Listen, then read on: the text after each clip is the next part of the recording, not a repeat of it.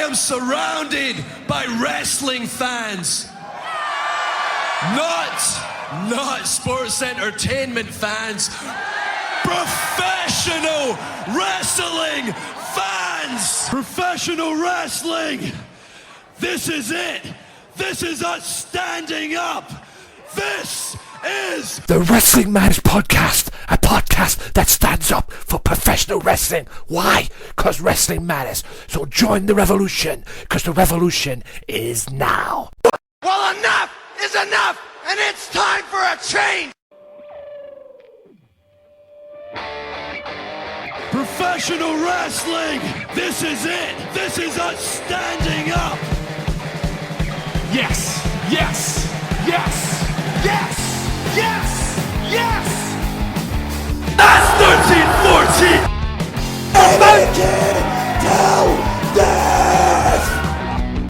Chyna, I am the best in the world. 'Cause that's the bottom line! 'Cause Stone Cold Simpson! Beautiful people of the wrestling world, it is me, your Wrestling Matters host himself, the one and only Anthony Walker, the Hey Anthony Walker here for another installment of the Wrestling Matters Podcast. How are we all doing? Hope you guys are well and whatever it is you are doing. Hope you had a good week. It's been a bit of a controversial week, but I'll get to why in a second. On today's show, we're going to talk Raw, Smackdown, NXT, TNA, Ring of Honor. I haven't checked ICW yet, as I'm doing this right now, so whether ICW will be up this week, I don't know. But if it is up, I'll throw that in as well. I'll talk about that. I always got room for ICW on this podcast. And I'm going to do the things a little bit different now to kick off the show. Normally I talk about my little things and what's going on in the world of professional wrestling and, you know, etc, etc. I will get to that last because I've done a little change around. I don't know if it's for 1 week only, I don't know, but there's a lot of things I want to get through.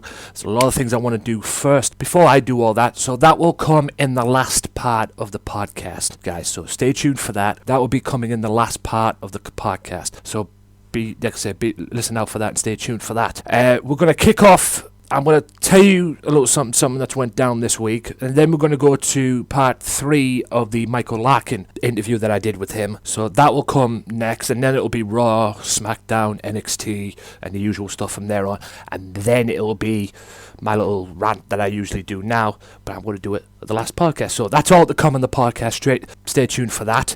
Little promotions here and there. Check out everybody on the Swerve Network. Swerve Network is currently run, and it is run by James Belmont and Daz E. Dangerously. Daz, the host of the Max Wrestling Podcast, which you can also find on the Swerve Network. Join Roxy, Craig Phoenix, and the crew each and every week for the most fun, entertaining podcast that you will find, ladies and gentlemen. It is very entertaining. I know I've made my appearances on there as well, so be sure to check them out as well. Want to give a shout out to Mr. Evan McCabe. I talked to you during the week. I hadn't talked to you in a while. That was the first time I talked to you during the week. Not realising that you were have actually been ill on the and you haven't been on the podcast for very much for a while as well. Invitations there to come on this podcast when you're ready, only when you're ready though, and able to get back on the podcasts as well. Always take your time, sir, and get well soon. Salute to you. And also check out, speaking of James Belmont, check out Offshoot Radio as well with Max Rodriguez, Roxy as well,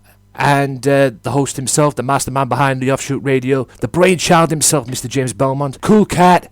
Great, love the guy. He's super cool dude. He really is. Very entertaining as well. And so is Mr. Mike Rodriguez as well. And Roxy is Roxy. You can't deny that. And Mike Rodriguez, like I've said many, many times, is not only entertaining, he knows his stuff about TNA, and he's also my worst enemy as well.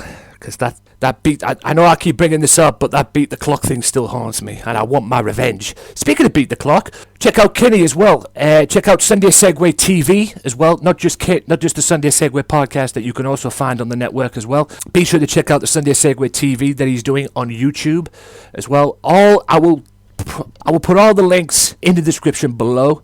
Be sure to check them out as well. And also check out Evan's podcast when he returns from his little illness. Like I say, salute to you, sir. Also, check out Mystery Island as well. If you are in Liverpool, in the Birkenhead area, get over to their shop. They have people coming down. They have like Chris Masters came down, Carlito, Rockstar Spud as well. I know because I got Carlito and Rockstar Spud's autograph on there. from there as well. Big shout out to you guys for that. I appreciate it very much. Invitations open to you guys to come on the podcast as well and promote your stuff and talk about wrestling as well. Not just WWE, indie wrestling and whatever. Like I said, I've sent you the invitation as well, so when you guys get back to me, let me know. Also check them out as well. All their stuff will be on the Facebook and the Twitter and all that. All that stuff will be in the description below, like I always do now.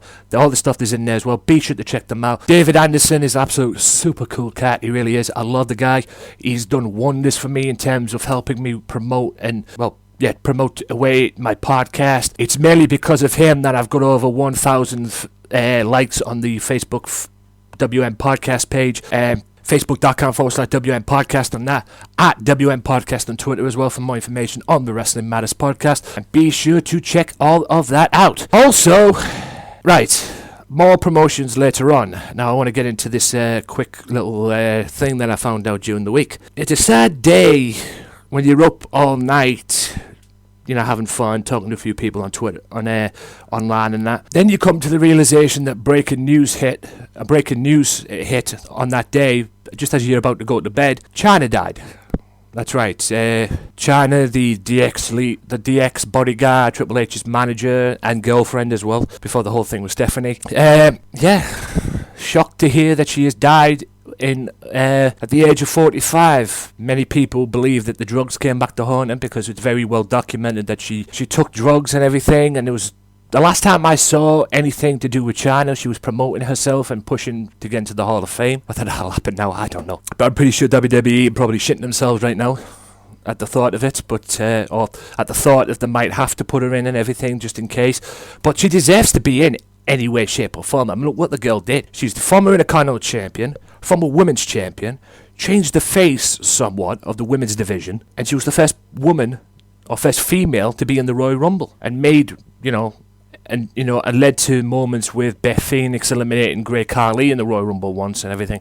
And it's because of her that you've seen people like that. She is a game changer. She was a game changer, and obviously she was with Triple H and Shawn Michaels in the original DX, and then in '98 when the Outlaws and X-Pac came along, she was with them as well. And she was very, very a big part, whether you like it or not. She was a very big part of D-Generation X.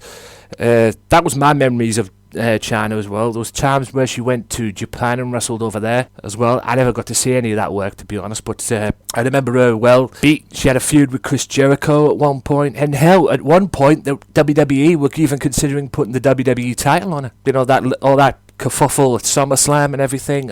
I believe it was Vince Russo, if I remember correctly, that vouched for that. That's what I read anyway. I don't know if that's true or not, but that's what I read anyway. Do various news bulletins and dirt sheets all over. Chyna was thought about putting the WWE title on. I don't know how that would have turned out, and guess we'll never know now, but we all know what happened at SummerSlam that year. Mick Foley wins the title as Mankind, and then the next night on Raw, Triple H eventually wins it. And the reason why that happened is because apparently Stone Cold wouldn't play ball. That's what I've heard anyway. But she went on to do that. She went on with that, and then she won the women's title, having her feud with a very serious feud with Ivory, who was a member of Right to Censor at the time, when they broke her neck.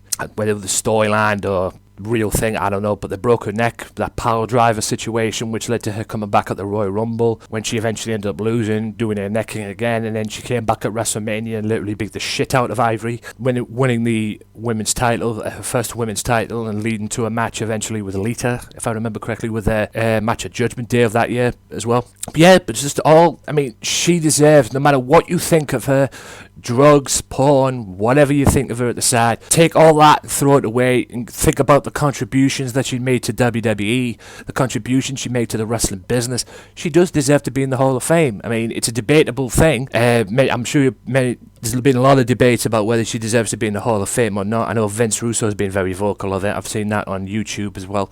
But Chyna does deserve to be in the Hall of Fame. And I'm guessing now WWE is probably shitting themselves at the moment. Now she's died and everything, unfortunately, and they're probably panicking like hell. But will they allow her? I hope so, but only time will tell on that one. We'll have to wait and see. I mean, like I've said many times, not just Chyna. There's a lot more people there's a lot more wrestlers that deserve to be in the Hall of Fame that are not at the moment. I can give you a list. I can give you 3 off the top.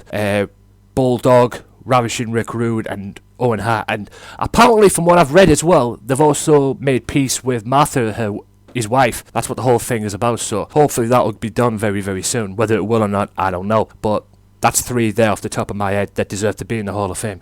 So rest in peace, Chyna. Thank you for the memories, and your memory will never die, because you were definitely one of a kind. And I'll always remember as well, just to throw this in as well on the side note, I'll always remember the first time she came in when she squeezed the hell out of Marlena at WrestleMania and all that, and then choked her out before she really got introduced. And then she was this big muscle bodyguard for Triple H in '97, and then she went from that to being who she became and everything. It was just great memories of Chyna, and may she rest in peace. And once again, TMZ broke the news. So, and I'm not arguing with TMZ. This is the same TMZ that said Sting was retiring and then eventually ended up doing, unfortunately. But hey, I'm not arguing with TMZ. Whether WWE have put it on their website, I don't know. I haven't checked, but hey, if TMZ says it, it's true. Like I say, though, rest in peace, Chyna, and I'm going to take a quick time out here, guys. I'll be back right after this, and I will play the audio of Michael Larkin Part 3. The Michael Larkin interview will be Michael Larkin Part 3, so I will play the audio of this, and then I'll be back in Part 3 of my own show with Raw audio, and then I'll be back in Part 4 with Smackdown, NXT, and various other stuffs as well. And also a little opinion on predictable and predictability as well, but that will all come towards the end of the podcast, so stay tuned for that. I'll be back right after this with Michael Larkin interview audio Part 3, so stay tuned. A lot more to come. If you like the Wrestling Matters podcast, why not check out their Facebook page at facebook.com/WM podcast and like the page and show your support to the podcast that stands up for professional wrestling, the Wrestling Matters podcast. Wrestling Matters, wrestling fans.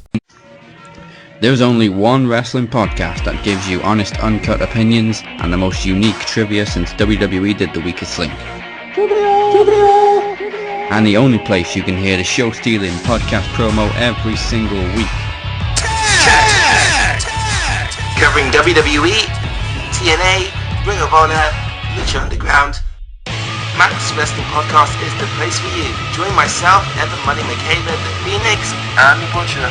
Sundays at 7 p.m. UK time, 2 p.m. Eastern time with your host, Dudley Dangerously, on VOC Nation and the Swerve Talk Network.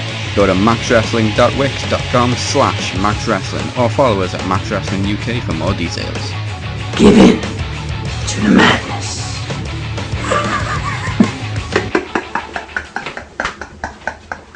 The thing is with Roman Reigns, the reason why Roman Reigns is getting booed out the building constantly, is because of the way he's being built. Yeah, he's John Cena 2.0. Yeah, 2.0. That's what he is. That's the way he's being built. It's as simple as that. That's why he's getting booed out the building, ladies and gentlemen, because he's being built as John Cena 2.0. If they left him as the monster he was coming out of the Shield, when the Shield split, he'd be fine. But they didn't. He came out the Shield, Vince grabbed down and said, "Yeah, I'm making you John Cena 2.0. Done." That's the way it was. That's why he's getting pushed and pushed and pushed to the moon. Him not winning the championship at WrestleMania 30, or 31, not 30, him winning the championship at not winning the title at WrestleMania 30 in that triple threat match, which ended up having Seth Rollins, I believe that was his doing from what I heard. Yeah. Because he said he wasn't ready. I heard rumors about that. Yeah, I heard stories about that. Yeah, because he said he wasn't ready for it.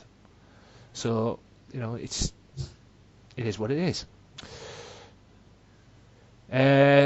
Oh God, Rene Dupree reveals his personal feelings on Triple H, talks WWE royalty lawsuits, Brighton. Nope, I'm not even going to go there. I can't imagine where that's going. Well, we do also have a show 2 days before WrestleMania. Would you like to talk about NXT? Oh, yeah. Let's do it then. Yeah, Dallas. I forgot about that, to be honest with you. Yeah, there's all this 6 matches. Yeah, I know. There's 6 matches announced. If you want to do some predictions on Dallas. Yeah, I suppose I could do that as well. Yeah, I think I've done my predictions on that during the week, but I actually forgot about it, to be fair. I'll get your predictions on that now, actually, yeah. I actually forgot about that, to be fair. I did that during the week. And it's all this hype on WrestleMania, guys. It's all this hype with WrestleMania. WrestleMania weekend, yeah. WrestleMania weekend and that, and you forget there's another show kicking about as well on WrestleMania weekend, which is NXT Dallas. Yeah, let's talk about this, Anthony, and then let's talk some Hall of Fame, man. We got the Hall of Fame class. I personally like the Hall of Fame class. I think it's a good one this year. Yeah, but I've talked many times about the Hall of Fame and the direction the Hall of Fame has gone. We'll talk about more of it in a second as well. Yeah. But there's a lot of people that are going into the Hall of Fame. But there's people that are not going into the Hall of Fame, and there's a long list of people who should be in the damn Hall of Fame. Yeah, like British Bulldog, Rick Rude, the list goes on and on. Yeah. But we'll get to that later though. I believe. Let's get your prediction on this match, since I can't find the list. I have it right in front of me. I just picked it up from Wiki and the stuff. There's 6 matches announced, so just go on. And we'll go with your and then what's the okay. Like I say, I apologize, guys. I mean, I actually forgot about this as well. I had 2 things to talk about in mind, but I actually forgot about this. Like I say, with all the WrestleMania stuff and everything, and I did do predictions on this during the week as well. Fine. Yeah, it popped into my mind too. I'm like, wait a minute. Yeah, there's Dallas Friday before, right? It's right before WrestleMania. I forgot about it too. So yeah, it just popped into my head. No problem. Yeah. Matches that are announced for this are. We'll start with the tag title match. The Revival, Scott Dawson and Dash Wilder defend Love this team. Me too. Defend against the American Alpha, Jason Jordan and Chad Gable, and I see new tag. I like them both. I like both tag teams, but my pick is American Alpha to win the titles, Jordan and Gable. I believe I picked the guys to retain, but like I said, I don't think I'll be disappointed if Jason Jordan and Chad Gable come in, because they're actually a great team. They are. So I don't think I'll be disappointed if they become new tag team champions.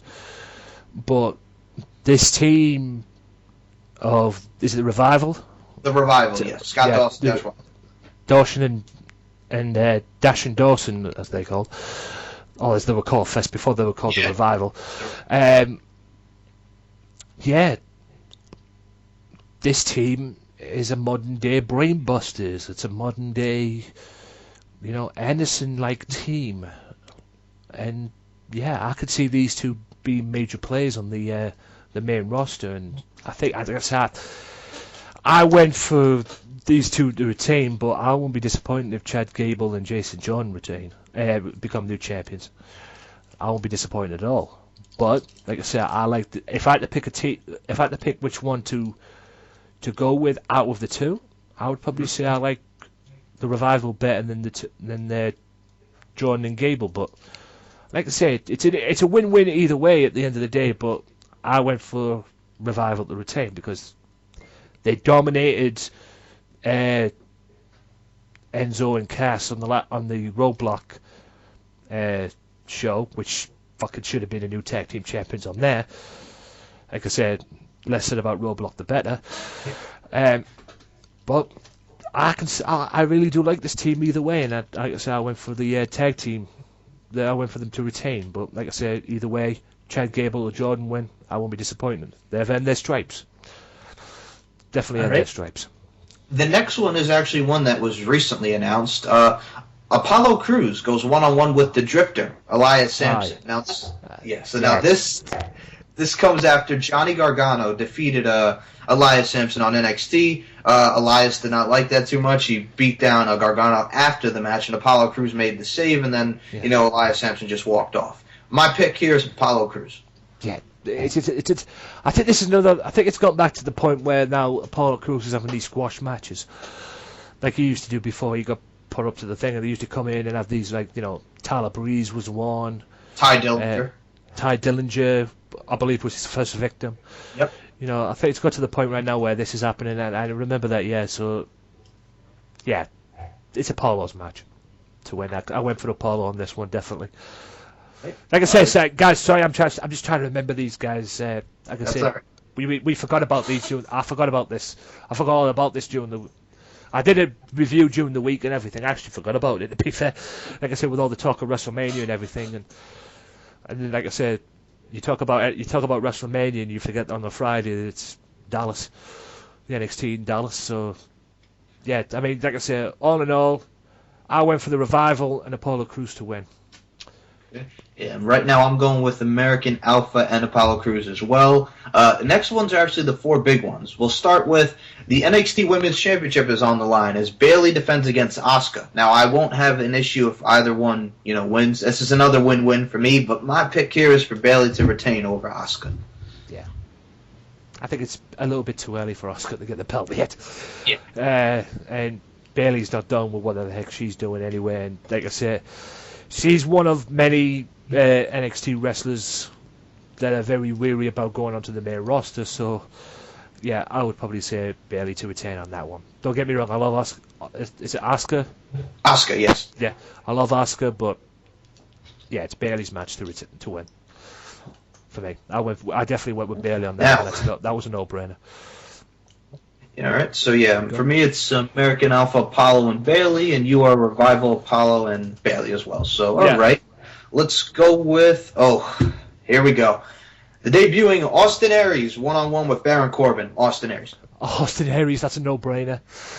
Absolute no-brainer, and I'll be definitely watching that match to see Austin Aries in there because when he arrived in NXT, Jesus Christ, I was marking out.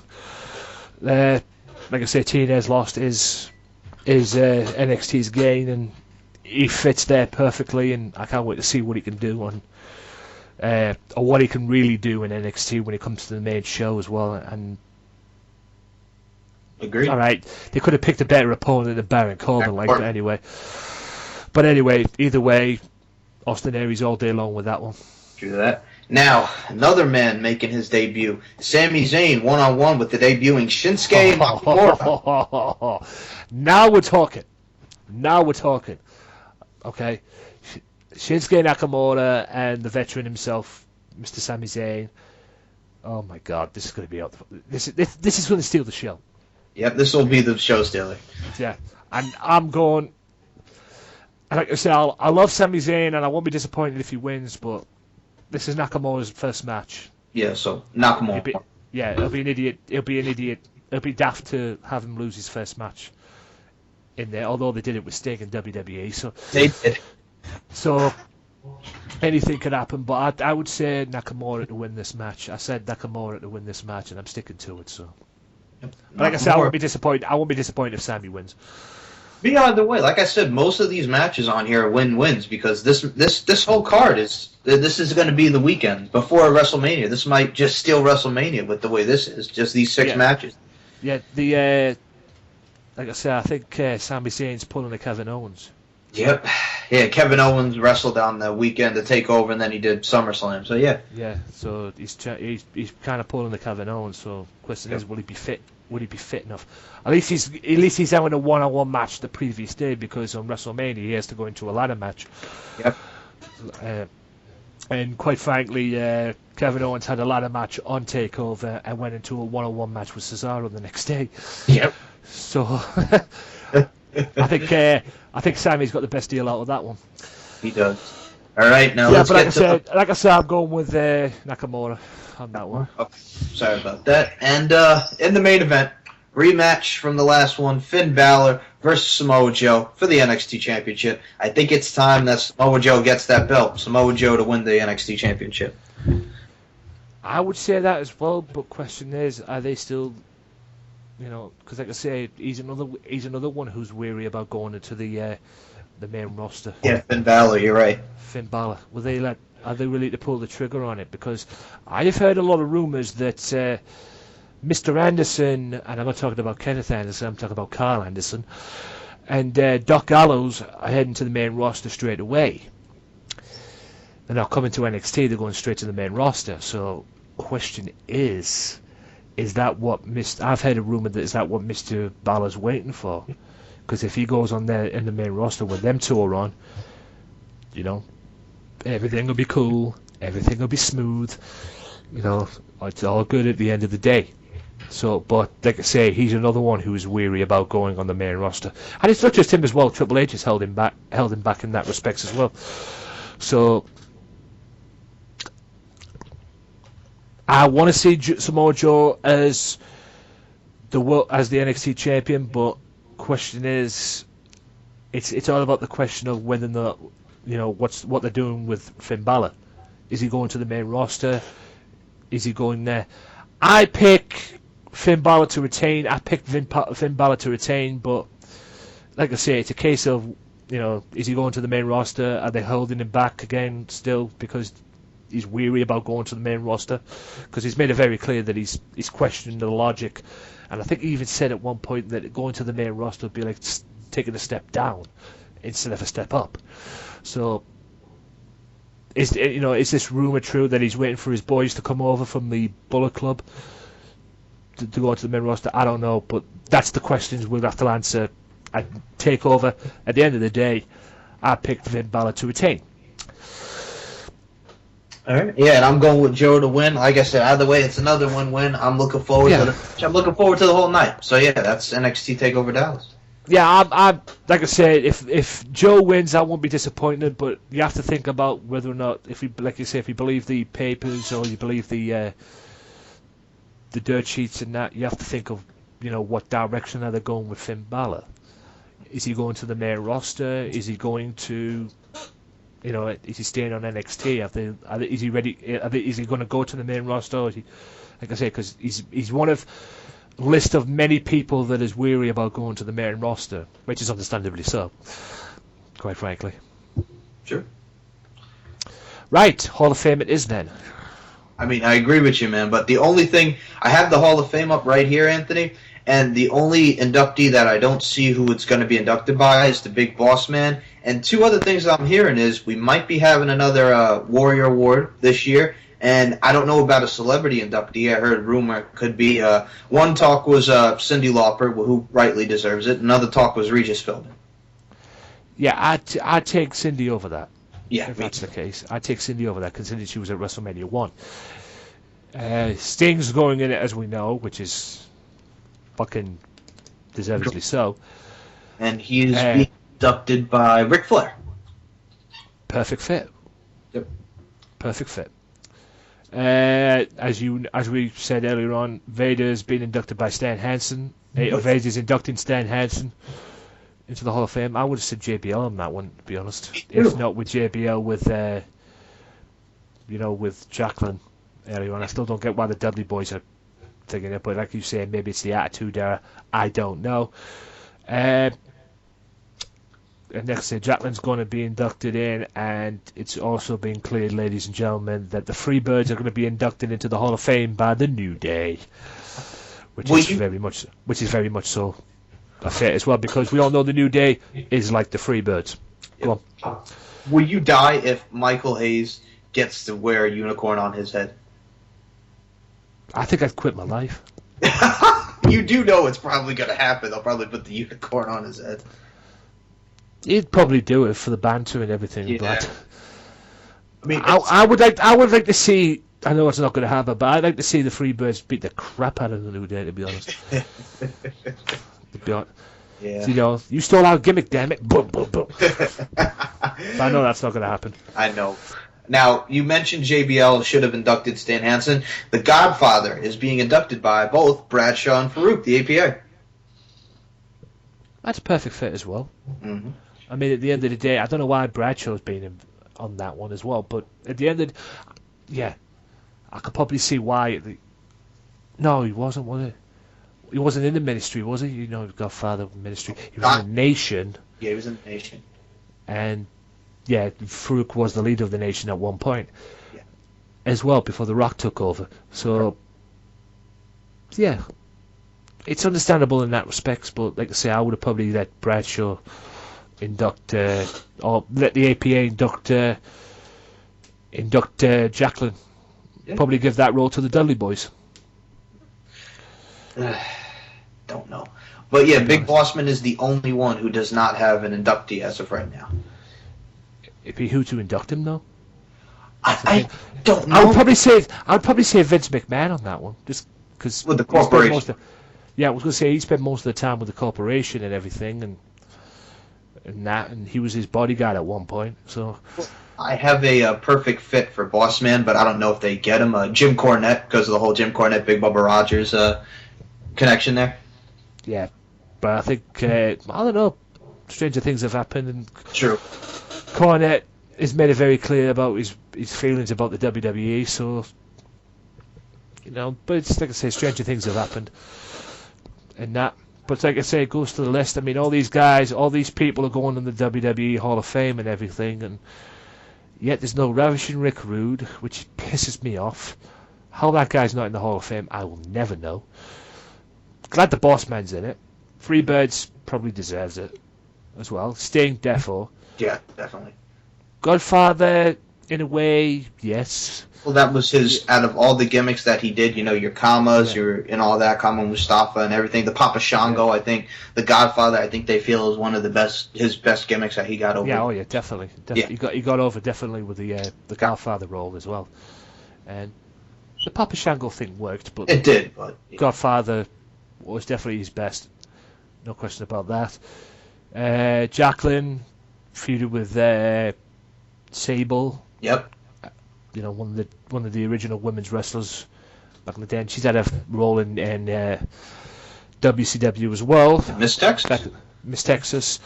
And like I say, she managed the APA at one point as well, which doesn't make any sense having the Dudleys in there. But anyway, yeah, it just makes me sick that there's no Rick Rude. I know. There's no. I can probably understand why there's no Owen Hart, despite everybody wants him in it. There's no, British Bulldog, which drives me up the wall. All these people are getting it, getting in the Hall of Fame and everything, and yet they're missing out all these other people as well. It just makes no sense to me.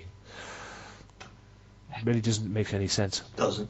But yeah, that's your Hall of Fame as of right now. Yeah. And the Hall of Fame is the night before WrestleMania, April 2nd. So, and that'll be all. That's live on the network itself. I'll probably watch that the next day. So, like I said, I'll be too pumped up for WrestleMania. So, yeah. Well, that's what it is on that one, guys. So, what are you going to say? I was going to say, we did have, you mentioned Ken Anderson before. What do you think about the whole fuck TNA thing? Be sure to listen to the Sunday Segway Wrestling Podcast. What? Every Sunday with Kenny Killer and the Galdem Sugar Shubs. Yes! With all the news, views, and laughter that you want. They like jet airplanes. They like long limousines. Every Sunday, the Sunday Segway Wrestling Podcast on Podomatic, iTunes, and YouTube. So why don't you choke on that, slap nut?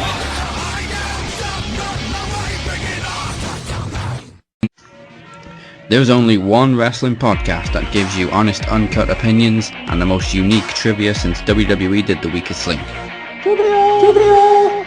And the only place you can hear the show-stealing podcast promo every single week. Covering WWE, TNA, Ring of Honor, Lucha Underground. Max Wrestling Podcast is the place for you. Join myself, Evan Money Michaela, the Phoenix, and the Butcher. Sundays at 7 p.m. UK time, 2 p.m. Eastern time with your host, Dudley Dangerously, on VOC Nation and the Swerve Talk Network. Go to maxwrestling.wix.com/maxwrestling or follow us at maxwrestlinguk for more details. Give in to the madness.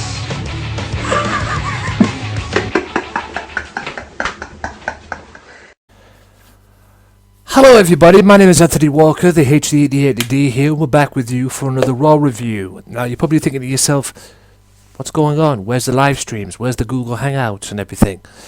Nah, not going to do that this week, guys, and I don't think I'll be doing it next week as well. I've got a lot on my plate at the moment in terms of work. I've just got a phone call yesterday that I received a text message from, and apparently he says I need to be called into work. I'm going to double check it the minute I'm done with this video. And it looks like that I won't be here next week either. to do a live stream, but I'll give you sometime next week. I will give you a Raw review and a predictions for Payback as well. I might do the Payback predictions at the weekend, just to get it out of the way and that, because I've got a lot on my plate when it comes to Middlesbrough Football Club. We're about that close away from getting promoted, okay? And as this is going out, it's now 7:30 UK time, and tonight is the biggest game of our season so far. I thought the end of the season was something. We beat Burnley tonight, we'll be champions. But anyway, I'm not here to talk football, I'm here to talk wrestling. And talk Monday Night Raw, ladies and gentlemen. Which kicked off with, and it was in London. I forgot to mention that. It was in London, England. Jolly old London, England. And, it was it better than the previous 2 weeks of Raw? No, to be honest. Was it good? Yeah. It was good. It wasn't a shitty Raw. I mean, I'm not going to come on here and say it was the worst Raw I've ever seen, or the rubbish Raw, or whatever, but it wasn't. But was it good than the previous 2? No. Like I say, it kicked off with Dean Ambrose hosting the Ambrose Asylum. And, the Ambrose Asylum, ladies and gentlemen. And now, don't get me wrong, I love me some Dean Ambrose.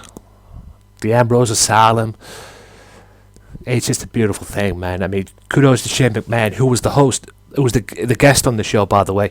Kudos to him for bringing it, for coming up with this, man. Yes, it replaces the highlight reel, but anyway. Now, Shane did come out to a roaring reception from the London crowd. Then, Kevin Owens came out again. Says Shane is drunk with power. Jericho comes out and agrees with him after Sami Zayn came out. And it left with Shane making a match which we all knew what was going to happen anyway. Kevin Owens, Sami Zayn for Payback, as well as which we all knew, Chris Jericho and Dean Ambrose. Like I said to Daz on Twitter, Dazzy Dangerously, the host and the owner of the Swerve Talk Network, and the host and the owner of the Max Wrestling Podcast, even though he has a little bit of help on that as well, but it's all his brainchild. I had a word with him last night on Twitter, and I don't get why it's gone from a big match with Brock Lesnar at WrestleMania to Dean Ambrose versus Chris Jericho. Now, don't get me wrong, Chris Jericho is no slouch, okay? But I don't get why these two are feuding. And the fact that these two are feuding over what has obviously happened involving the Ambrose Asylum and the highlight reel and everything, kind of a shitty storyline, to be honest with you, WWE. Just saying. However, Daz did come up with this. This cannot be any worse than the Brock Lesnar Dean Ambrose match at WrestleMania. Now, don't get me wrong, I was pumped up for that match, but I was disappointed in it. Because that match, looking back on it, and I've looked back on it, it kind of felt like the John Cena beatdown that John Cena got at SummerSlam. Now, don't get me wrong, John Cena's whooping at SummerSlam from Brock Lesnar when Brock won the title, that was 10 times worse than what Dean Ambrose got at WrestleMania. I don't give a fuck what anybody says. But it kind of felt like that. So where this is going, we will see. And we all knew Sami Zayn was going to face Kevin Owens at some point. We all knew that was going to happen. Hopefully this will all end up Payback. But during the brawl that broke out as well, and after that, it ended up being Sami Zayn versus Chris Jericho, which was next. And then the main event, which was Kevin Owens and Dean Ambrose. More on that later. Speaking of Sami Zayn and Jericho, a very good match, which, just like the first bit, which I'm going to get to in a second, had JBL's stupidity at its best. Now, awesome match between the two. Loads of similarities between Styles and Zayn, which was culminated in this match as well. But what pissed me off, excuse me, what pissed me off about this whole situation, about the whole thing with JBL, is this guy goes, Chris Jericho made a name for himself. He began his, make a name for himself in Japan, and then came to WWE and made an even bigger name for himself. Yeah, whoa, pipe the brakes there, JBL. Yes, you're correct. Jericho was in Japan. Okay? Don't get me wrong. You are correct. Jericho was in Japan. He made a name for himself. At the time, Chris Benoit, Eddie Guerrero were there. Right? Then he came to ECW and made a name for himself there. His first world title. His first major title in the US was the ECW World Television title. Okay? The ECW World TV Championship. That was his first major title, despite what Bischoff and all them say in WCW. Okay? He went on from ECW, went to WCW, and made a bigger name for himself there. Heck, winning the WCW World Television title. I don't think he won anything else. Oh, the Cruiserweight title as well, can't forget that. And he was part of the Cruiserweight division as well. And then he went on to WWE and made an even bigger name for himself and took him to a level that he'd never even thought he'd dream of. You know, first ever undisputed champion, multi-time world champion, and held the record holder for how many times that he's held the Intercontinental Championship. So, you know, pipe your brakes on that one, JBL. But the biggest thing that annoyed me about JBL, you know, not to go off key here a little bit because we're talking about this Jericho-Sami Zayn match, but the biggest thing that pissed me off about JBL is how during when Shane comes out, I believe Byron Saxton started saying stuff about, you know, how Shane has been unpredictable these past couple of weeks. And he has. There's no question about that. JBL had the audacity to turn around and go, what's wrong with predictable? What? What is wrong with predictable? Oh my God. And you know what? I actually feel sorry for JBL. I mean, surely JBL is not that retarded. Surely he's not that retarded. For God, I mean, for God Almighty, he's not that retarded. Surely there's somebody in his ear. I mean, I spoke to somebody at work about this who was a casual fan, and he heard something from JBL. I believe it was JBL and the two Stooges on Raw with him, with JBL, the Cole and Saxton. They turned around and I believe they said at one point that, you know, the fans are cheering, the fans are booing Roman Reigns, but normally they would cheer for him, blah, blah, blah, blah, blah. No, the fans are booing Roman Reigns because they don't like the way he's been pushed, and they don't like the fact he's the corporate bitch as of late. It's as simple as that, you know. And I'm telling you this right now, I could go into a big tirade about predictable and unpredictable, okay? But you know what? I'm going to save that for my podcast, April 25th, 9 p.m. UK time, 3 to 4 p.m. Eastern time on this very channel, guys. I will talk about my interpretation of what the word predictable and unpredictable means in the world of professional wrestling, WWE, whatever. Okay, I can go into a tirade about that right now in JBL's stupid commentary, but at the end of the day, you know, that's a whole nother video for itself, believe you me, and a podcast too. So I'll save that for another day. But all in all, Chris Jericho managed to use his experience. I can't speak. Use his experience and his, you know, his wisdom and his veteranism, you know, being the veteran in that, to get a victory over Sami Zayn. Now we go to the tag team tournament match. I'll save the next bit that I was going to talk about for a second because that leads into the next segment. The tag team tournament matches, which saw Enzo Amore and Carter Cassidy versus the Dudley Boys. Later on, it saw the Vaudevillains against the Usos. Vaudevillains beat the Usos, and Enzo Amore and Colin Cassidy beat the Dudleys.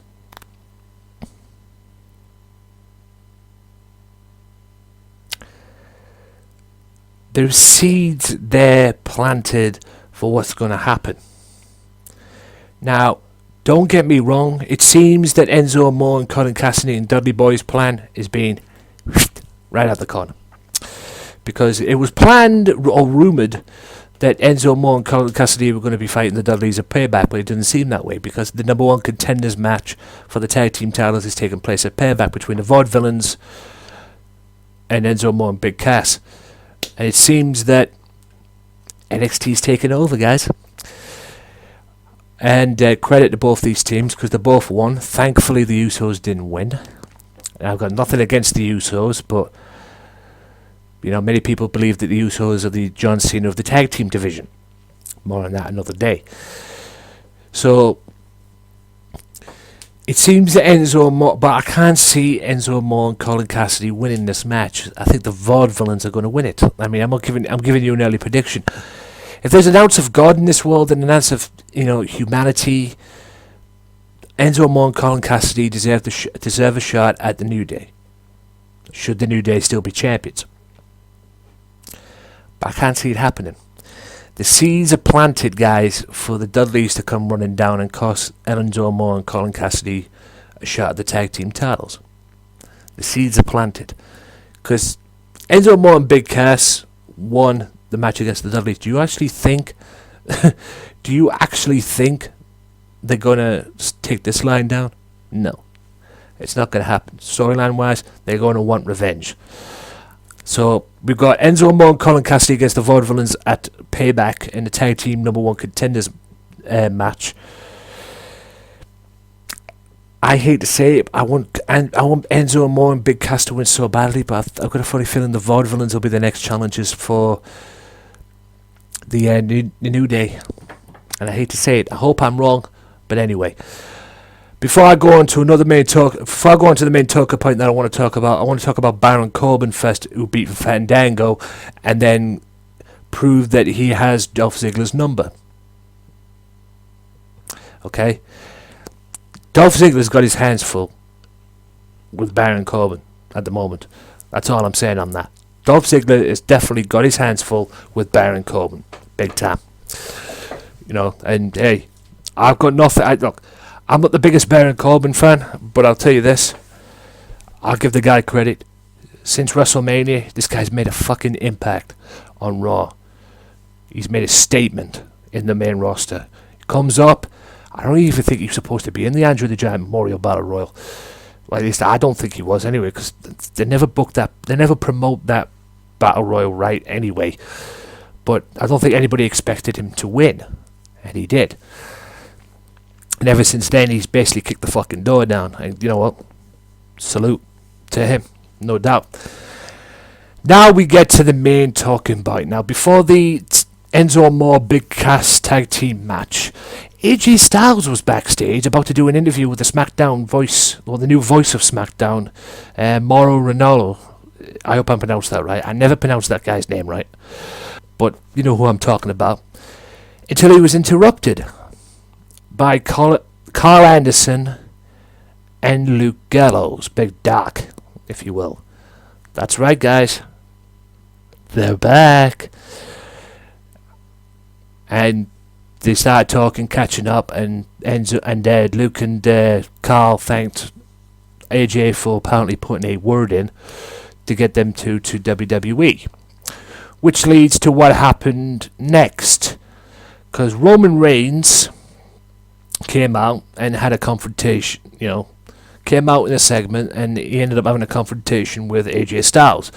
And these guys were back and forth, whatever, and everything.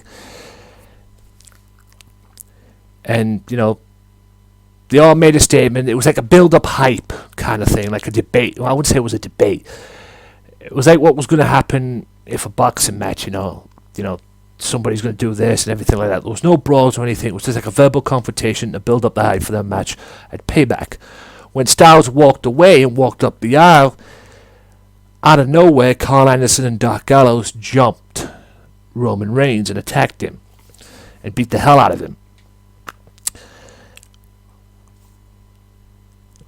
Is it coming? Is it coming? The Balor Club, as it will be known. I don't think they'll be able to use the Bullet Club. With that being New Japan and everything, and the Bullet Club apparently still being around, involving the Young Bucks and the new leader Kenny Omega, So, will the Balor Club be around? You've got AJ Styles, you've got Carl Anderson and Doc Gallows, Finn Balor. Wishful thinking. I mentioned this on the new episode of the podcast as well. Check that out. Link will be in the description below. And even though AJ Styles afterwards tried to deny it and said he had nothing to do with what happened with Carl and Luke attacking Roman Reigns like that to Roman, later on he was seen talking to them. Where this is leading, I don't know, but I don't think we're going to have a new world champion at Payback. But something big is going to go down. This tells me that something big's going down at Payback in this match. At least, knock on wood anyway. Miz TV with the Miz and his Mrs. Maurice, and it ended up being him and with Cesaro as well. Now Miz threw his weight around and said that he was going to that Cesaro was going to face Rusev, which I wouldn't mind saying actually. But it wasn't going to happen because Cesaro had a way with Shane McMahon, and he booked a match involving Cesaro and his tag team partners, The New Day, against Miz and the League of Nations. And hey, great tag team match. I can't believe I even saw Cesaro wearing a Booty-O's t-shirt, but anyway. Great 8-man tag, and it saw The New Day and Cesaro getting one up on the League of Nations and the Miz. Now, we all know Cesaro and Miz for the Intercontinental Championship at Payback. Please let Cesaro win that match, please. Where this is going with the League of Nations and the New Day still, I don't know. Maybe the League of Nations will challenge the New Day at Payback for the tag team titles. Probably win it. Who knows? But we all know where that's going. And hopefully Cesaro will be your Intercontinental Champion. All in all, great 8-man tag nonetheless, and it's always fun to see Cesaro in the ring as well. And who'd ever thunk the New Day would be on my side, to be honest? And baby faces, I mean, these guys, I hate to put that, I might get stick for this. I really do. I might well get stick for this, but I think the New Day are on the same level in terms of being over that Enzo and Colin Cassidy are, in my opinion. That's just my opinion, you know. Because these guys, since this whole feud with the League of Nations, are over as hell. I'm credit to them, they are, but these guys were meant to be heels. I mean, the time that were over and the times the crowd were cheering them, you know, they would always, you know, take a jab at the crowd. But you know. Credit to them, man. They're over, and like it's just a perfect example of nowadays when it comes to baby faces and heels. I mean, you can never put a heel and make him a heel, because if the crowd start cheering you, you're doing something right. Despite what the Three Stooges at ringside say. Said about Roman Reigns. Oh no, the fans just cheering because the fans just boo him, but they like him really. They cheer him. Shut the fuck up. Give me a break. There's a reason the fans boo Roman Reigns. That's a whole nother issue for another day. Eight women's tag team match involving Sasha Banks, Becky Lynch, Paige, and Natalya against Charlotte, Naomi, Tamina, and Summer Rae. Now, the story of this match was Natalya making Charlotte tap out.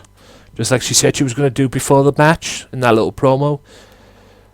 Natalya made her tap out. Now, the plan, from what I've been told, for the women's title is to have Charlotte and Natalya have their matches for the women's title. Whether Natalya will be winning any of these matches, I don't know. I hope so, if there's an ounce of decency or common decency in this, but I highly doubt it. And from what I'm hearing, the plan is to have Sasha Banks win the Women's Championship at SummerSlam.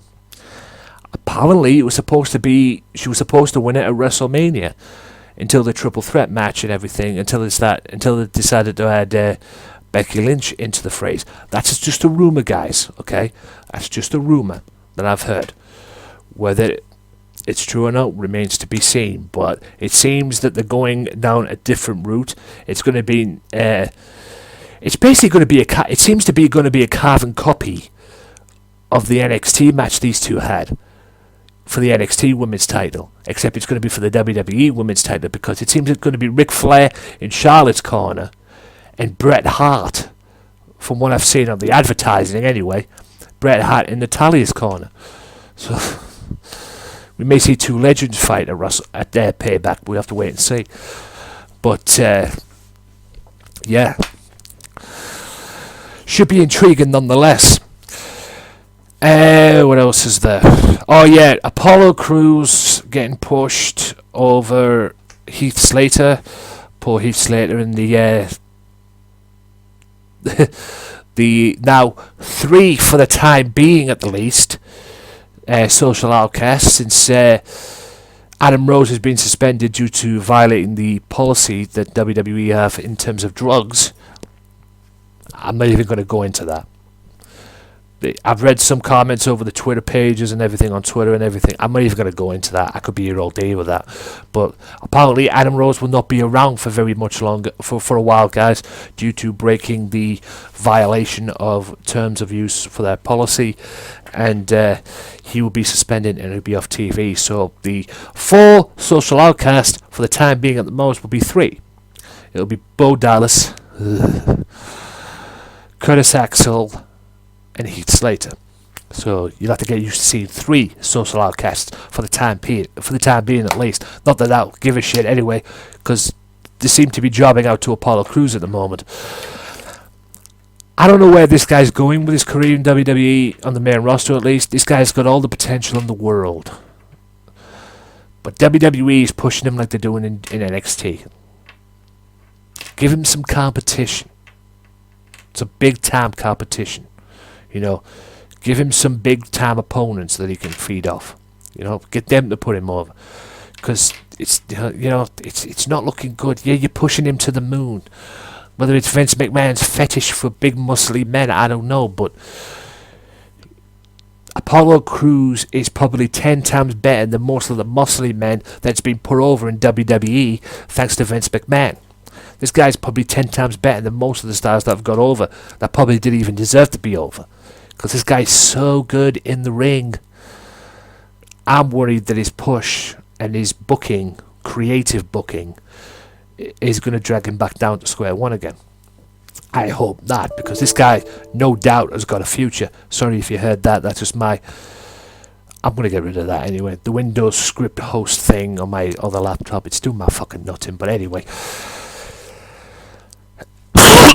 And the main event was Dean Ambrose. On to the main event, Dean Ambrose, Kevin Owens.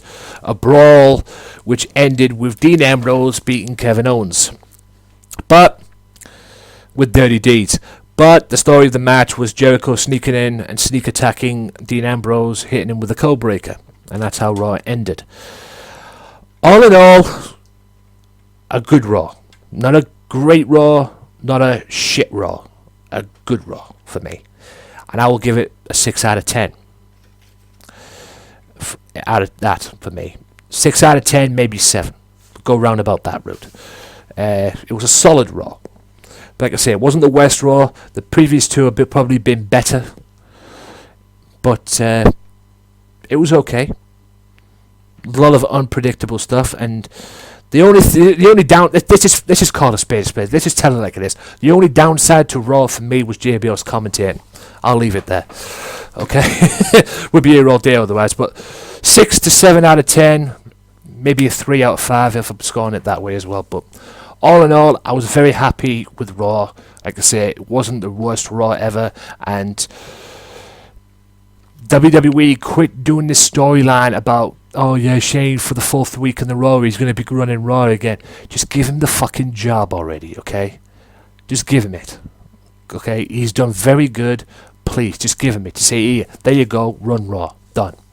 If you want to put Stephanie and Triple H running stuff, you know, take Stephanie to SmackDown. Let her run SmackDown, you know, and just take Triple H and just say, here, go back on freaking NXT and run that. Even though apparently, from what I'm hearing during this UK tour, Triple H is wrestling. So that's what I'm hearing anyway. But all in all, great Raw. Very good Raw. Not better than the previous 2, but hey, Raw is going in that right direction, guys. And I'm loving it. Let's hope it stays that way. Will it? Who knows? All in all, guys, thank you so much for tuning in for this video. I'm going to wrap it up there. My name is Anthony Walker. Check out the new episode of the Wrestling Matters podcast, and check out everybody on that Swerve Talk Network as well. Sunday Segway, Offshoot Radio, Evan McCabe, who apparently has been very ill as of late and hasn't been around to do any podcasting as well. But so, salute to you, sir. Sending a get well soon message. I already talked to you yesterday on Facebook. Get well soon to you, sir. And when you're ready, let me know and get you back on my podcast again. But yeah, very surprised about that. I'm very shocked about that. But hopefully everything's okay with you, sir. And hopefully we can get you back on the podcast very, very soon. And yeah, shout out to everybody on the Swerve Talk Network. Please, the Swerve Talk Network is run by James Belmont and Dazzy Dangerously. James hosts the Offshoot Radio. Check them out with Roxy and the Professor himself, my arch nemesis. Old Mr. Professor of TNA himself, Mr. Mike Rodriguez. And I say he's my arch nemesis considering what happened to me in a Beat the Clock tournament match before. Oh, that still haunts me to this very day, but it was all in good faith, my friend. Also, check out Max Wrestling Podcast each and every Sunday as well on there, and just enjoy the fun. All the links to them will be in the description below. All the links to the Swerve Talk Network as well, so you can go on the Swerve Talk Network and check out everybody on there. And yeah, all the links will be in the description below. Check out the new episode of the Wrestling Matters podcast. Check out my websites as well, theanthonywalker.wix.com/AW Matters and theanthonywalker.net. I've got a little few things to sort out on that Weebly site as well, but I'll do that in due time. My name is Anthony Walker. You have been very beautiful. Enjoy the rest of the week. I'll be back next week sometime with another Raw review and predictions for Payback. And until then, guys, thank you so much. See ya.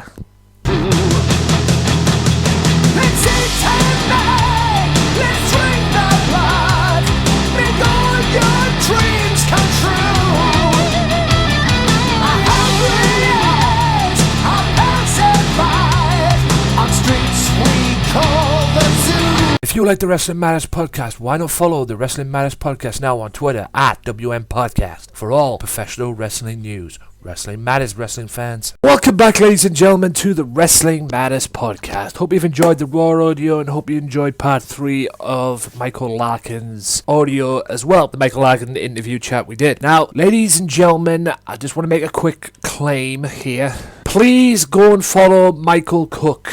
That's right, the M. Cook, who hosts the Retro Roundtable. I had him on last week, and I made a little bit of an error on something as well. So just to go and follow him, follow Michael Cook @the M. Cook, and also check out Sunday Segway Wrestling Podcast. Again, check out Sunday Segway as well. Also check out the Retro Roundtable. Be sure to check all that out. I will play that during the commercial break as well. So, being said, ladies and gents, boys and girls of all ages, now it's now time for the Smackdown results as well. Yeah, tell you this right now, ladies and gentlemen, I am not perfect. I don't consider myself to be perfect. I do make mistakes. I may make mistakes doing this podcast, but I'm trying to bring the best podcast that I can bring to you and bring you the best podcasts that I can bring. So if I make a mistake, I can only apologize, guys. But it is what it is at the end of the day, ladies and gents. It is what it is at the end of the day.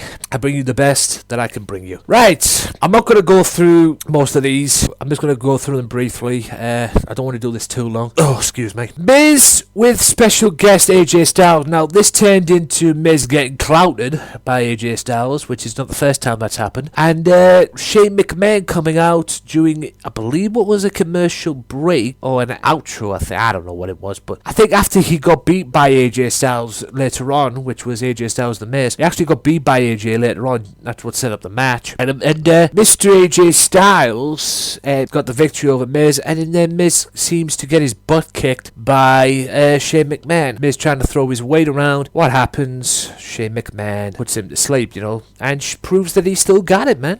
He did these old famous trademark elbow he used to do. He still got it, man. He can still go. Ryback beat Kalisto. No doubt Ryback will probably get another US title match. Dolphin Baron Corbin's feud ended in a no contest. That's just getting heated up.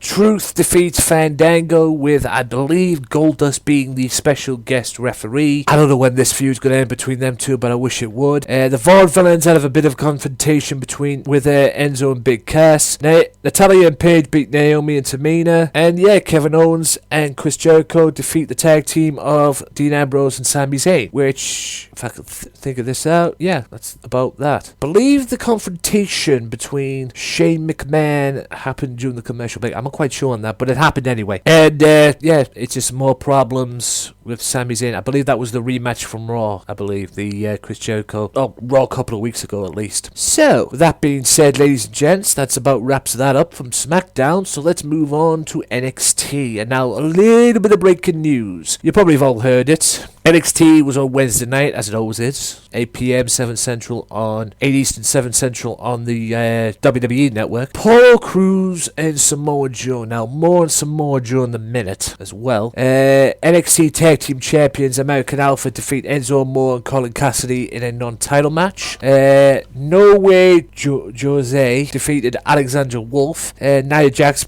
proves her dominance against Diona. I'm not even going to pronounce that last name, but anyway, it was a jobber probably, and Nia's probably squashed her in God knows how many seconds. Samoa Joe defeats Apollo Crews. And let's go down to that match, because it leads to what I want to say. Furious that he did not leave TakeOver Dallas with the NXT Championship, Joe declared that Apollo Crews was the next victim in his war to become the best. However, Crews has been riding a high since debuting on Raw and SmackDown following WrestleMania. The leader of the Apollo Nation gained the early advantage, wearing Joe down with a headlock, but the veteran slipped out and dazed Crews with a fury of right heads. Now, the two superstars traded control, going back and forth until Joe exerted his will and got the upper hand on Crews. Let me read here. The veteran pummeled Crews into the canvas, but that only fired up his opponent. Crews took Joe down with the suplex, put him on the mat with a big clothesline, and followed up with a picture perfect moonsault, but could not put the Samoan submission machine away. He didn't say that, I added that in. Crews tried to capitalize with a big boot, spinning powerbomb, but ran right into a big slam in the corner. The submission specialist responded by unleashing on Crews with a series of punches before locking in the Kikita clutch, forcing Mr. Crews to tap out. And then the next day in Dallas, I believe it was Massachusetts, he beats Finn Balor for the NXT title. Yes, Samoa Joe, ladies and gentlemen, is now your NXT champion. So it's going to be a big deal, ladies and gents. Big deal, ladies and gentlemen. So what now? And there's rumors flying around that Finn Balor is coming to Raw tonight, so where that leaves, I don't know. So maybe we will see the Bullet Club or the Balor Club or the Bulletproof or whatever they're going to call themselves, reform, whatever you see it. We'll have to wait and see, but it's very interesting on the WWE at the moment, despite JBL's commentary. But anyway, that about wraps the SmackDown and NXT talking points up, guys, and hope you guys enjoyed that. And now, how long have I got on this? 8. You know what, guys, I'll cut it there. How long have I got here? That's not long, but I'll cut it there, go to a break either way. And, yeah, I'll be back right after this with TNA's main talking points. There's no Ring of Honor this week because I was going to talk about the Dalton Castle, is it Silas Young match? That was supposed to be the fight without honor, but it wasn't around. It was they had some show that they did in Japan involving Dalton Castle in a tag team match that included his opponents to be Matt Sydal and Juice and Thunder Liger. So be sure to check that out. It's all on ringofhonorwrestling.com. Ring of Honor will be back next week. And yeah, an ICW is not about this week, but I'll double check again. ICW, the only thing new about ICW this week, they did put up a show, but they didn't put up the Friday Night Fight Club, which I'm very much looking forward to actually, but I don't think they've actually put that up. No. Total Recall match involving Joe Hendry and Kenny Williams for the Zero G title. And their newest thing up at the moment, they've got Baron Mania up in Italy as well, so be sure to check all that out. Is it Rocky 4? Adrian's Revenge is up there as well. YI Man, which was in Newcastle, which is hence the YI bit. And yeah, there's a lot more stuff on there as well. Episodes of Friday Night Fight Club and a lot more stuff. So be sure to check all that out. Go to ICW On Demand right now. For more information, go to insanechampwrestling.co.uk or something, I believe. Insanechampionshipwrestling.co.uk, I believe it is. Or ICWwrestling.co or insanewrestling.co.uk. Let me just check that. Yep, insanewrestling.co.uk. So be sure to check that out. Right, I'll be back right after this with TNA, so stay tuned. There's only one wrestling podcast that gives you honest, uncut opinions and the most unique trivia since WWE did The Weakest Link. And the only place you can hear the show-stealing podcast promo every single week. Covering WWE, TNA, Ring of Honor, Lucha Underground. Max Wrestling Podcast is the place for you. Join myself, Evan Money Michaela, the Phoenix, and the Butcher. Sundays at 7 p.m. UK time, 2 p.m. Eastern time with your host, Daddy Big Sleep, on VOC Nation and the Swerve Talk Network. Go to maxwrestling.wix.com/maxwrestling or follow us at maxwrestlinguk for more details. Give in to the madness.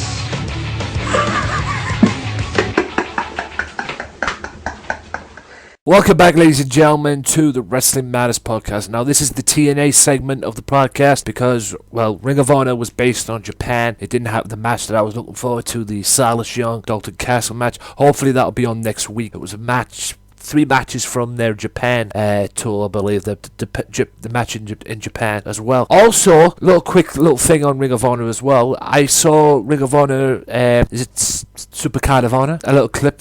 So a little something I checked it out this past week. I believe it was night 1, if I remember correctly. Colt Cabana is back, and he got a good he damn sure got a good reaction. So they still remember Colt Cabana. Apparently there was some beef back in the day with Ring of Honor, but apparently hell's frozen over because Colt Cabana is back and he's looking for Jay Lethal. So that should be very interesting. Looking forward to that. I can't watch Ring of Honor at the moment because this thing with Mr. Wrestling 3 at ringside, we all know, anyone with a brain could tell by the voice, it's Steve Corino. It's very difficult. That's like JBL. Pointless storyline at the end of the day. We all know why it's happening. BJ Whitman, this, and this, because Steve Corino punched BJ Whitman. He's been banned from, commentating, so that's why they've had to bring him out dressed as that, just to allow him to do it. So hopefully he'll get back to his normal self anyway very, very soon. But be sure to check out Ring of Honor each and every week on ringofhonorwrestling.com. Now, ICW, TNA this week. A very intriguing TNA. And a very, in a way, predictable one as well, because I wouldn't say predictable in the way of what was going on. I would say predictable in one match because there's a few matches that are on next week. There's a couple of matches that are going to be on. Well, one match is on next week that we all know is going down, and I know at least because I've actually seen it for myself that it's a bit of a predictable match of what's going to happen. So we all know if you read the dirt sheets as well. Now TNA kicked off this week with Jade, Gail Kim, Maria Kanellis Bennett, Rebel Sky, that's Mrs. Marty Bell, Madison Rain, Velvet Sky in a ladder match to take control of the Knockouts division. Now, the Knockouts VP, I guess you could say. And Maria Kanellis ended up winning that match. So now Maria is back. Well, Maria is now in complete control of the Knockouts division. And that's going to be a joy. Drew Galloway, Rockstar Spud, and Tyrus Ingwin segment. Tyrus ended up sending a message to Drew Galloway. It looks like Tyrus is going to be the next challenger for Drew Galloway and that TNA Heavyweight Championship of the world. So that'll be very, very interesting to see. Can Matt Hardy's bodyguard become world champion? More on the I Quit match later. Matt cutting the promo on that, but more on the I Quit match later on. Trevor Lee retains the X Division Championship, which saw him defeat DJ Zema Ion, Eddie Edwards in a triple threat match for the X Division title. Now, this is what I mean by predictable. Eric Young and Bram Ingwing segment. Eric Young fetted to walk out of TNA with the King of the Mountain Championship. He wanted Bram to come with him, but Bram stood his ground and challenged Eric Young to a match for the King of the Mountain title next week. Eric Young low blowed him and cut his beard off, Bram's beard off. Next week, it's going to be Eric Young versus Bram for the King of the Mountain title. I can tell you this right now, spoiler alert, I know who wins that match because I've actually seen it for myself, okay? He's actually worn the belt on an ICW show. Plus, like I say, spoiler alert, guys, plus Eric Young is leaving the company anyway. We all know that. So it's a bit of a predictable of what's going down. This is why I hate TNA. Look, TNA, in terms of wrestling and what they're producing, is very, very good. But the fact that they have to record their shows through time is not good on them, man. I don't think WWE do that, but anyway. Jeff Hardy with a backstage promo. EC3 will challenge Mike Bennett next week. Guessing that's going to be a one-on-one match. An in-ring segment involving Al Snow. Snow tells the fans that they can boo all they want, but he's never seen people like them before. Fans, All of that led to a match with Mahalabi Shira and Al Snow one-on-one, and Al Snow got the victory. Next week, Eli Dre will debut a segment called A Fact of Life. The Decay, Gail Kim, and Beer Money in-ring promo. That's setting up a 6-man or 6-person tag match between the teams, I'm guessing. And now on to the highlight, which was Matt Hardy, Jeff Hardy in an I Quit match, which ended in a no contest. Why ended in a no contest? Because of the Swanton Bomb from hell. You have to see it to believe it. They were outside. Matt Hardy was laid on 2 tables on the like a stage area. Jeff Hardy climbs up the stairs. I think it was like a crowd area, like to get to the rafters. He climbed up the stairs, went on top of the banister area, and flipped off to the Swanton Bomb, driving Matt through a table and hurting himself along the process. And that's why it ended in a no contest. You have to see it to believe it. I promise, guys, the link will be in the description, whether you watch this on SoundCloud or on YouTube, and you will see whether you like Jeff Hardy or not. He is the better Hardy. There's no question about that. But he's also one crazy motherfucker. I've always said that no matter what's been going down with Jeff. That's why I like Jeff, because he's just a crazy motherfucker. He really is. Crazy bastard. And with that being said, ladies and gentlemen, that is the end of the TNA talking points and, review and,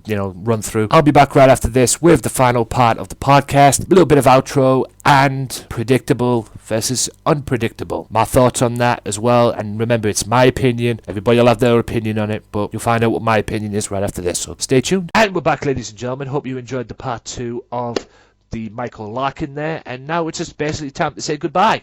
And that about wraps it up for the episode of the podcast. Big thank you to Michael Cook for coming on. It has been an absolute pleasure. And I'm going to take a step back right now. And where can my audience find you on this beautiful thing we call social media? Floor is yours. You can find me at the Cook on the Twitter.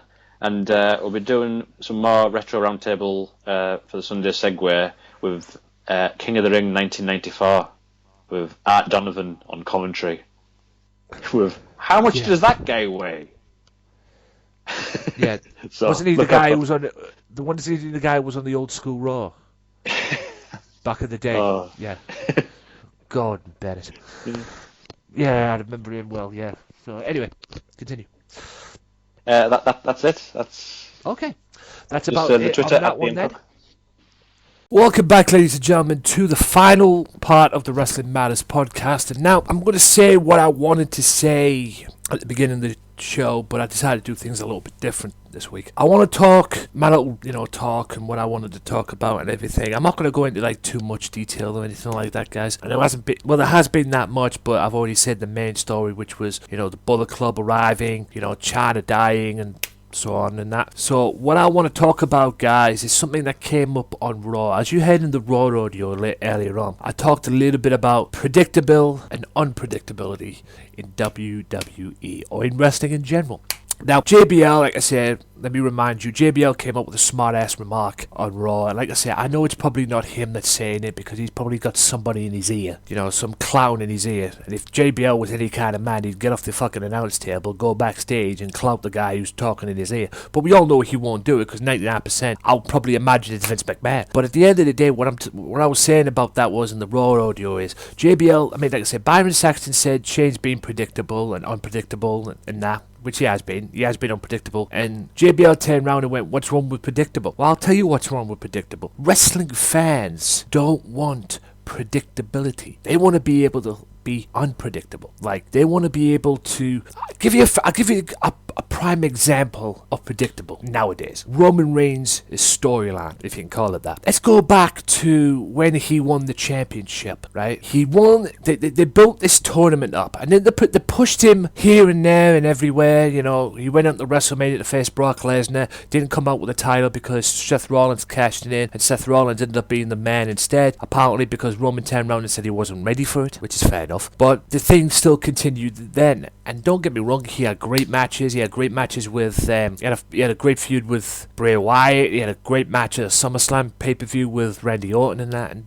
here and there. But let's go to how this all began when he was in this tournament that they had last year for the WWE Championship. They had this tournament, and I covered this on my previous podcast, leading into him and Dean Ambrose at Survivor Series, the winner walks out world champion. Roman Reigns ended up winning it. But Sheamus then cashed it in on Roman and became champion himself. And all that led to TLC and that. And then you knew it was going to go down. Because at TLC, when he won the champion, when he lost the title the way he did, or lost the title because he won it the next night, at TLC, what happened when he beat the living piss out of Triple H? The way he did, despite the fact that Triple H was talking him through it. You could probably hear that on Botchamania. The next night on Raw, he wins the title, and then it ends up going into the Royal Rumble when Vince puts him in the Royal Rumble and he has to defend the title against 29 other beatings. Now, that hadn't been done since 92, despite the fact that in 92 the title was vacant. For the first time ever, it was defended in a Royal Rumble. And then Triple H comes back and wins the championship, and you could see it from that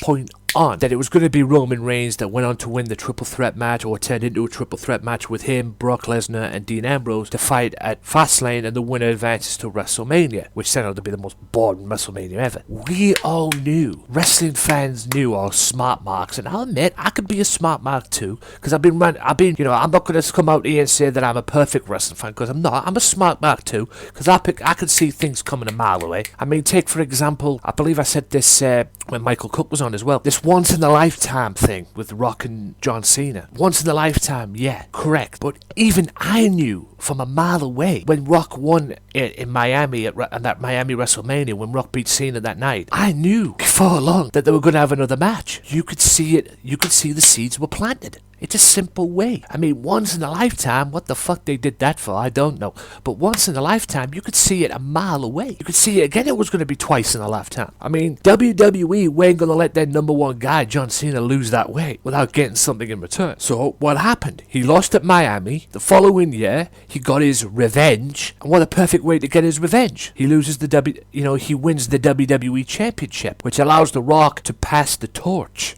so to speak. Just like in a way Hogan did to him at WrestleMania 18. Except The Rock passed the torch and passed the WWE, and dropped the WWE title to him, and then things went on from there, kind of thing. You could see that coming a mile away. Even I knew that. That's the idea of predictable. People don't want to be able to say, oh, this, and this, A, B, and C, Oh, yeah, this is going to happen at WrestleMania. Just like at WrestleMania with Roman, when he won the title. Everybody fucking knew that. That was probably the only match on the card that was predictable. Everything else was unpredictable, because everybody thought it was going to be A, B, and C. I mean, same with the Intercontinental Championship match, the ladder match, which I'm guessing they're trying to do every year now, which is why people are plugging for the Money in the Bank to come back, because people plugging, people thought it was going to be Sami Zayn and Kevin Owens at WrestleMania for the Intercontinental Championship. And technically it was, because they were in the ladder match, but they thought it was going to be one-on-one. We all know how that turned out. So that's what I'm saying. People want to be unpredictable. They don't want to be able to say, oh, y'all know what's going to happen there. Y'all know what's going to happen there. They want to be in with the moment. I mean, WWE hasn't been predictable, or unpredictable rather, since probably the Attitude Era. And we all know why WWE is predictable. It's because of the booking. At the end of the day, that's why. I mean, you've got these other promotions outside the WWE. NXT is unpredictable. You never know what's going to happen. ICW is damn sure unpredictable. Same as Progress Wrestling. You never know what can happen in them kind of environments, or in that promotion. I mean, I've watched plenty of ICW stuff and plenty of Progress Wrestling stuff. This might be a different comparison, but this is what I'm saying about predictable and unpredictable. I mean, at the end of the day, I can't blame WWE for the way they are. It's just they've got a crap booking team or creative team. That's what it is at the end of the day. Because at the end of the day, we can stand here and debate. We could sit here and debate about this, and A, B, and C. But at the end of the day, it's booking. It's booking at the end of the day. It's the way the booking takes, the direction the creative team goes, or the direction the booking team goes, the booking, all of it goes. Because that's what it comes down to at the end of the day. I just wish at the end of the day WWE went so fucking predictable. I wish they'd be unpredictable. That's why Raw these past 3 weeks with Shane in charge has been fucking great. Oh, granted the one in London wasn't as good as the first two, but it was still good nonetheless. You still had good positive things about it. They gave you great matches like, AJ Styles and Sami Zayn, and like I said, the only problem I had with that match, there was too many commercial breaks in it. If that match was on fucking pay-per-view, or if they did it commercial-free in that match, if they went commercial-free during that match, trust me, that match would have been a fucking hit. It was a hit anyway, but it would even be a bigger hit than people already claim it to be. I mean, put them two on pay-per-view, and that'll be a fucking show steal of a match, trust me. You got all these other great matches as well, and yeah, even Cesaro's returned as well, and he's been kicking ass. All these great stuff that's been going on with Shane in charge, and I love it. And like I say, but the only thing that's annoying me about this whole Shane situation is, you know, the whole thing, you're supposed to beat The Undertaker, and then you just give him the title, and then, oh yeah, you know, 1 week he's done 1 week, and then he's going to come back the next week, and then they're going to announce he's coming back the next week, and he's probably back this week, he's probably back tonight as well. You know, at the end of the day, WWE, just give him the damn job. That's what it's going to be. As far as the brand extension, the rumor of the brand extension goes, I don't know. I don't know how that will pan out, but I don't know if that will go through. But at the end of the day, I'm loving Raw the way it is right now. And even SmackDown's been very good as well in terms of unpredictable. I mean, SmackDown's got a great announced team, great voice of SmackDown, the new announcer, I'm not going to pronounce his name, but you know who I'm talking about, because I have a very difficulty pronouncing his name. It's not the easiest thing to pronounce, but he's been great. Yes, Byron Saxton's on both shows. They might want to change that a little bit. And Lawler's on there playing the heel, and if there's anybody who knows how to be a heel commentator, it's Jerry Lawler. Maybe JBL might want to take some notes on that. But at the end of the day, the only thing that's, in my opinion, a problem with the wrestling at the moment in WWE, the number one problem is definitely the announce team. The announce team's got to change. And I'm not talking the other team, I'm talking about JBL as well, and I'm not going to go into a big rant about it, but that's what I'm saying, JBL aside, that's what I'm saying about predictable and unpredictability. In terms of predictable, you know, you talk about, you know, Roman Reigns' storyline leading into him winning the title eventually at WrestleMania, you know, the fans, you know, WWE trying to cheer the fans and everything, and what's this bullshit about them lying? I mean, WWE tried to cover the booze with Roman Reigns, man. I mean, since when did WWE get so fake? You know, and, you know, people boo Roman Reigns because they don't like the way he's become the so-called corporate champion, or the way he's been booked. That's why people don't like him. They don't get it. It's simple as that. I mean, Seth Rollins, they get. Dean Ambrose, they get. Roman Reigns is like the odd one out. But then again, that's another story for another day. But that's what I'm saying about predictable. That's what I mean about predictable. That's a couple of examples about predictable. And that's why predictable and unpredictability, like the 3 episodes of Raw, that's why Raw these past 3 weeks, again, the Raw in London wasn't as good as the other two, but it was good nonetheless. But that's why it's been unpredictable, because it's been fun to watch. And that's what makes wrestling fun. Unpredictability. You know, that's just my opinion on that, guys. Whether you guys agree with that, I'm sure you have your opinions on unpredictable and predictable as well. But again, that's just my take on that, guys. And that's why I love professional wrestling, when it's unpredictable. When it's predictable, you know, it makes you want to bang your head against the wall. It really does. And trust me, I've done that before. But with that being said, guys, be sure to check out the Max Wrestling Podcast. Join the team, Daz, Craig Phoenix. Also check out the Swerve Talk Network as well. All the episodes, all the shows will be on the Swerve Talk Network, Max Wrestling, Offshoot Radio, Sunday Segway, and yes, Evan McCabe as well. But Evan McCabe's been off recently due to illness and everything. Like I said to you at the beginning of the show, get well soon to you, sir. And the Swerve Talk Network is run by Dazzy Dangerously, who hosts the Max Wrestling Podcast, and James Belmont as well. All the links to them will be in the YouTube description below. I will put them in, I guarantee that. It'll be at the top of the description as well, so be sure to check them out. If you have any questions about the Swerve Talk Network, speak to Daz, speak to James as well, James Belmont, mainly Daz, but speak to them both anyway. My name is Anthony Walker. You've been a beautiful audience. I love you guys to death, I really do, and thanks to your support, I wouldn't have made it to 108th episodes of the Wrestling Matters podcast. Big thank you to everybody who's in town, appeared on the podcast, and helped, you know, in my quest to get this podcast to the best level that I can get it to. You all have all been awesome. Check out the Wrestling Matters channel as well, www.youtube.com/AJW Wrestling Matters, not easy to say, facebook.com/WM Podcast, at WM Podcast on Twitter. Also, don't forget to check out the Mystery Island as well. All the links to them will definitely be in the description below. My name is Anthony Walker. Wrestling matters on this podcast, ladies and gentlemen. Professional wrestling lives in my life, and it should live in yours. Fuck sports entertainment. Thank you, and good night. Well, enough is enough, and it's time for a change. Professional wrestling, this is it. This is us standing up. Yes! Yes! Yes! Yes! Yes! Yes! That's 13-14! Make it down there! I am the best in the world. Cause that's the bottom line. Cause Stone Cold said so.